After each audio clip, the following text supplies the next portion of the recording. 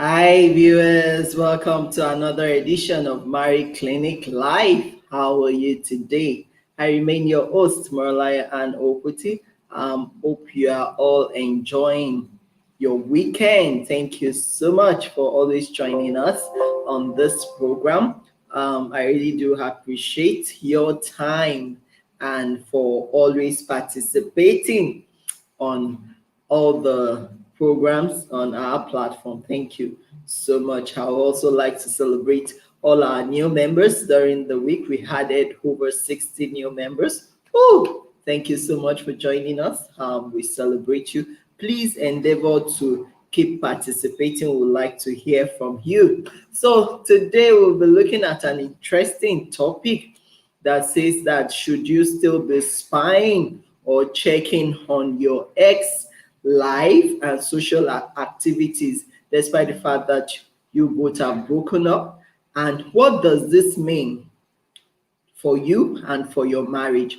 I mean, if you have left your ex and you are still busy checking up on them, you're still busy spying on them, spying on their life, on their social activity, what does that mean for your marriage? So, we are going to be talking or discussing about that today. And I'm going to start by sharing some of like two examples from the cases I'm handling. Recently, someone was telling me about how, her husband went to hook up with the ex, and somehow before they knew it, according to the man, he just felt compassion towards the ex because according to him, the lady, got married to someone else, but the marriage did not work, so she had to fend for two kids all alone and all of that. And he was showing concern to her, but from showing concern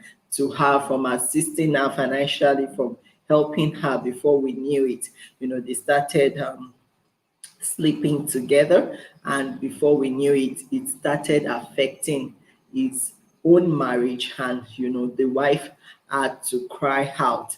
Now, that is an example. Another example is also the example of a lady that said, you know what, I'm not going to give this man a bite of peace in the home. And each time I asked why, he said, because this man cannot stop, contacting his ex. He will always, call the ex. And funny enough, when he's calling the ex, he won't use plain languages. He will still be using languages like, oh, hi, sweetheart. Hi, love. How are you? Hope you are fine. Just checking on you. How is your body? Hope the chemistry is still there and all of that. So, and you are saying all of that in the presence of your wife. So, what do you expect? You expect she's just going to look at you and, what you say, all of that. And at the end, she's going to come smiling, with you again. No, that's not going to happen. So, if you are not giving her peace of mind, with the way you are behaving, with the things you are doing,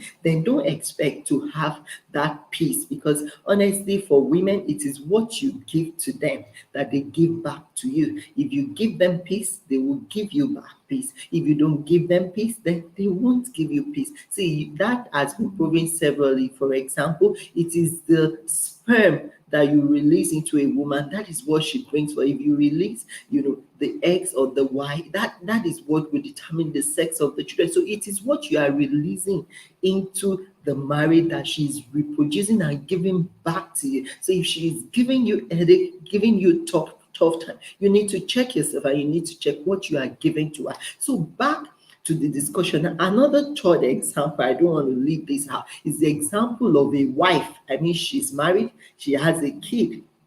Somehow, I don't know where she went to, and she met her ex, and she had the gut to bring the ex to house, to a matrimonial home, to come and sleep over, and she introduced her ex to her husband as, oh, meet my old days friend. And the man never had an idea that this was an ex, and the ex slept in their house, for some days, and he didn't know that that was an ex until, the chat on our phone revealed that. So Now, when all of these are happening, you don't expect that your spouse, will take things lightly, or they are just going to, throw their faces away and keep smiling at you like, oh, all is well. Why? Because you are doing things that are threatening to the relationship or to the marriage. Now, I'm even talking about people who are broken up with their exes, and you are now in a marriage, you have married someone else. Now, the truth is,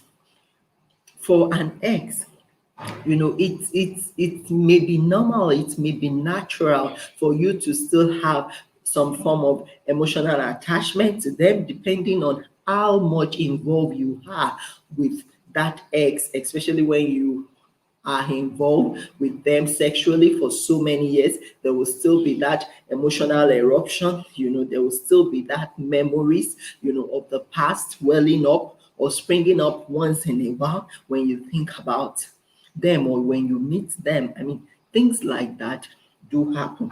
Now, it's natural, it's normal for you to feel that way if you come across your ex or if you think about them.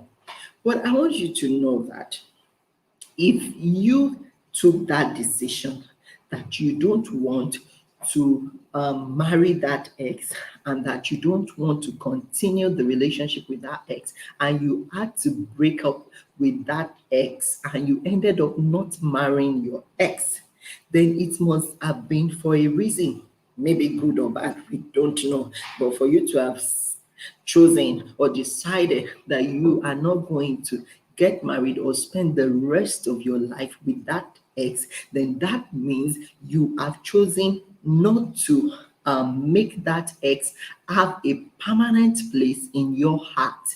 You have chosen and decided that you want to give your heart permanently to someone else and not to an ex. Now, we understand that there may be cases whereby, with that ex, you have a child or you have an issue, with the ex, and, because of the child in between the two of you, you still need to see, because of the child. I mean, that is understandable. But the one we are talking about is a situation whereby you are still emotionally involved, sexually involved, financially involved with the ex, despite the fact that you have broken up with them and you are now married to someone else. Now, I know someone, a man who got married to a woman, and in that marriage, I don't think that marriage lasted up to 3 or 4 years. Why? Because each time this guy runs out of money or ran out of money,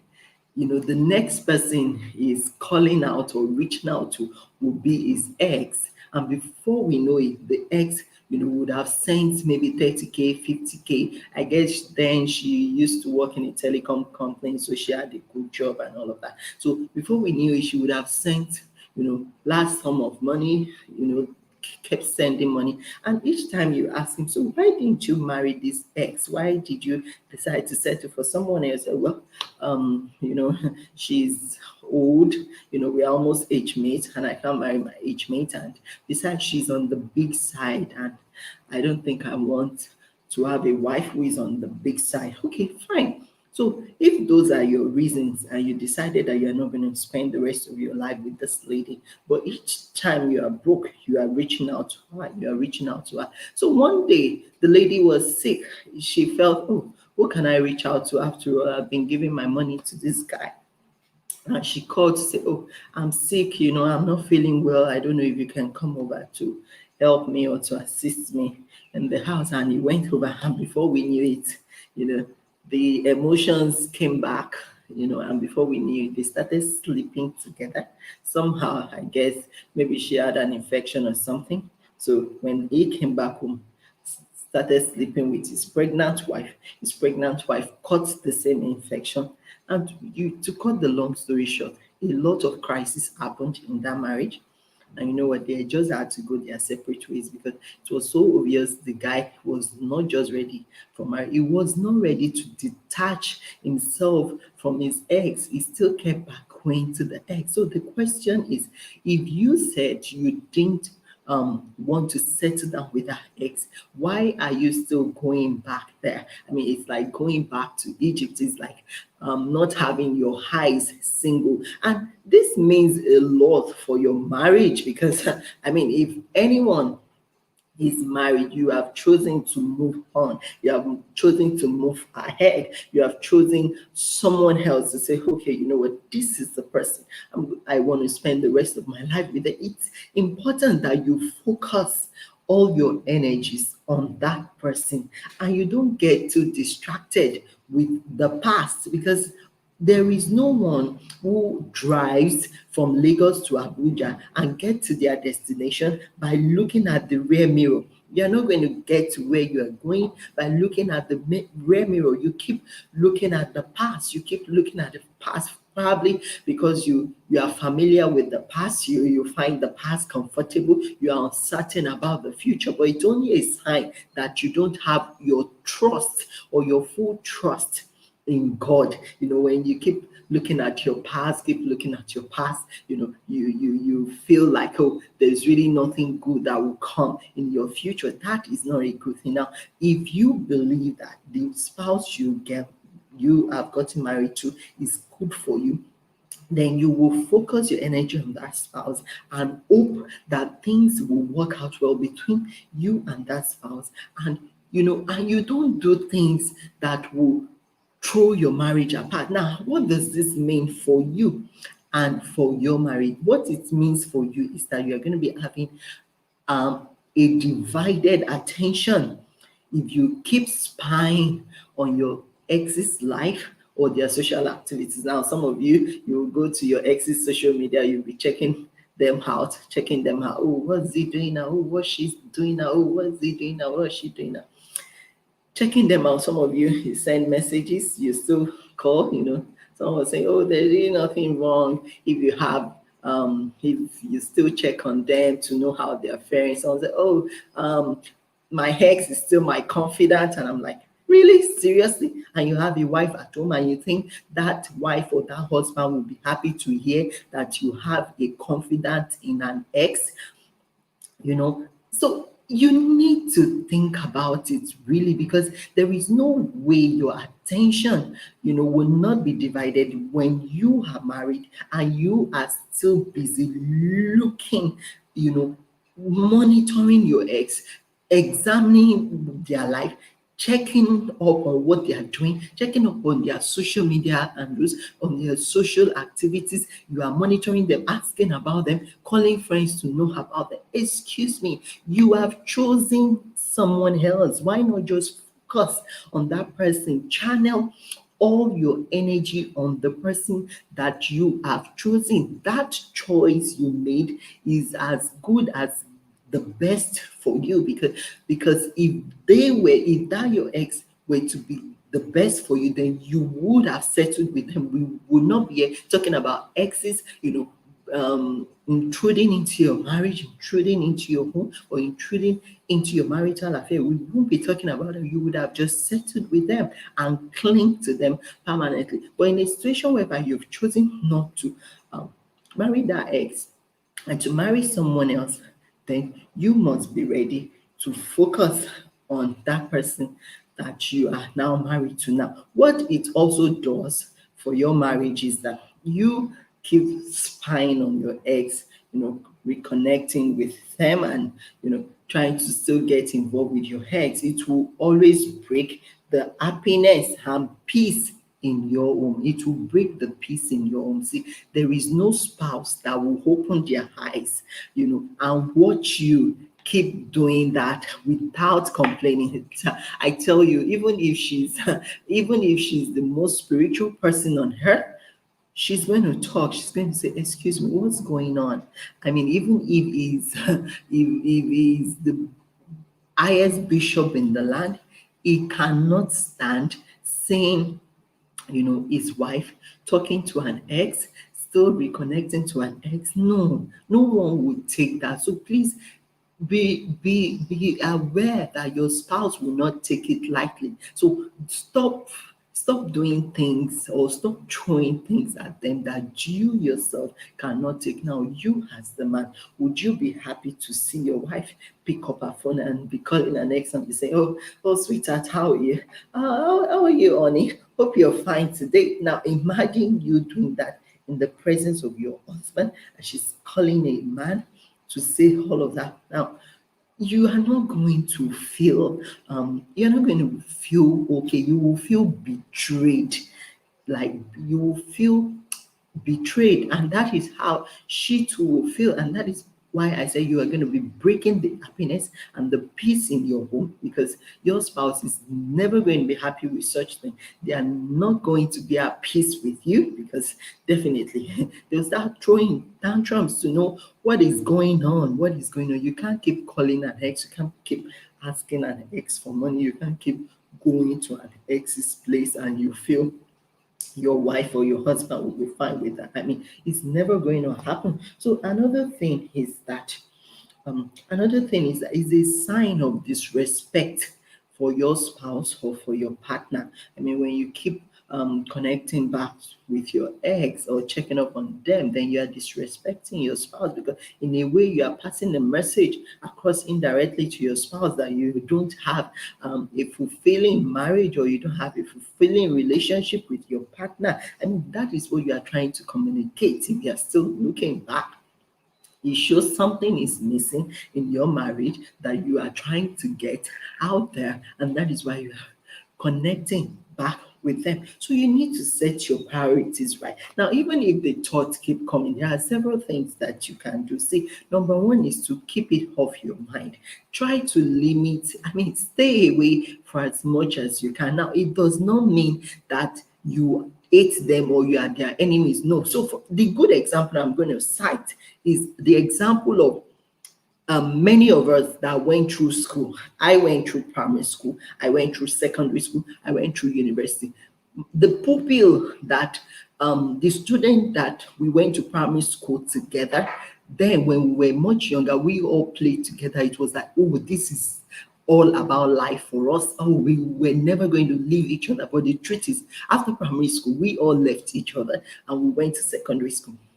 Now, maybe the year one in secondary school, we'll still be thinking about, all the people in primary school, their thoughts will still be coming. But after some time, the activity, the workload in secondary school will start getting at you, that you begin to forget everyone you knew in primary school, and you focus on your lessons, your classes in that JS and in that SS, in that secondary school. Now, when you do that, it does not mean you hate, or you now, it doesn't mean you hate everyone you met in secondary school. No, life has only changed the game for all of you. I mean, there is no way all of us can be together again in a complete classroom as we were in primary school. So that is how it's going to be. Even in secondary school, all the people who went to secondary school together, I remember then, at high school, we all were like, oh, we are never going to leave each other. We tried, planned reunion days, but we were never complete. You see, some of us will not remember those days anymore. You know why? Because a lot has happened in life that has overtaken those days, that has overtaken the friendship of those days. We are now meeting new people. Life is adventurous. You must be forward looking in life. You cannot be looking back and expect to make progress. For crying out loud, it doesn't mean we hate them. Even the people we went to university together, then it was like, oh, this person will be my friend for life. We thought that was the end of life, but the honest truth is, when we left the university and we went out there, we started working, we met new people, and we keep meeting new people every day. And as a matter of fact, even tomorrow, next year, we are still going to meet a new set of people that we've never met before, that will add value to our life. That doesn't mean you should throw away every relationship that you have cultivated in the past, especially the valuable ones that are adding value to you. But it simply means that you don't have to be glued to people that you met, on your way to the top. It simply means that you have learned to prioritize, because see, the happenings around you for now requires that you should stay focused, and you should pay attention to the things that you are doing presently. So Another point that I would like to make is that try not to contact them for a long time. I mean, for a long time, just try not to contact them for a long time. Before you know it, you will forget, about the fact that, oh, their thought is still there, their thought is there. Now, for the naughty ones, you can block them off, especially those ones that they don't want to give up. You've told them, see, I'm now married. Can't you get the point? But they are still coming at you, they are still telling you trash. Please, I do see for such people, I don't even waste that. Just apply the block button and move on. That is the honest truth. So you need to learn how to do that. And another thing is that you need to stop thinking about them. It's for your own good. Rather than thinking about them, think about your spouse, think about your future, think about so many other greater things that you'll be doing in life, you know.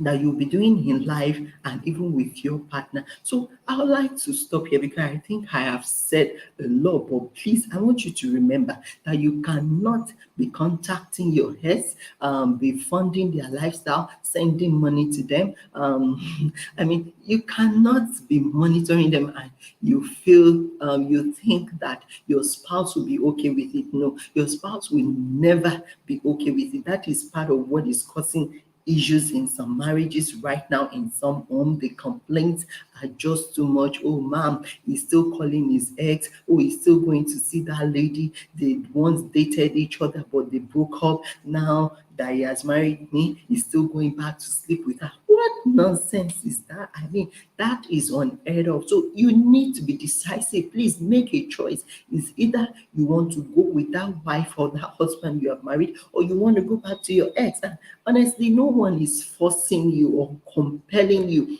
to stay with in that marriage. If you feel that you are not having fulfillment, that your fulfillment is with that ex, then it's better you go and stay with that ex rather than tormenting, the partner that you have married to, and you are troubling them night and day, making them feel they are inadequate. Meanwhile, you are the problem. So you need to stop creating problem for yourself. Stop creating problem for your home.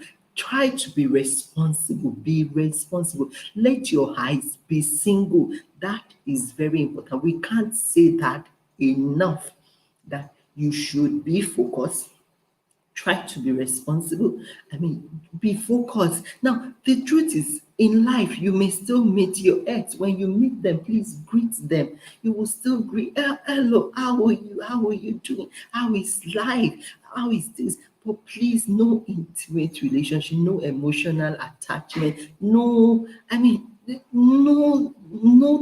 nothing that can bring a bond between the two of you that will affect your marriage or your union should ever happen between both parties anymore. Please, X is the past.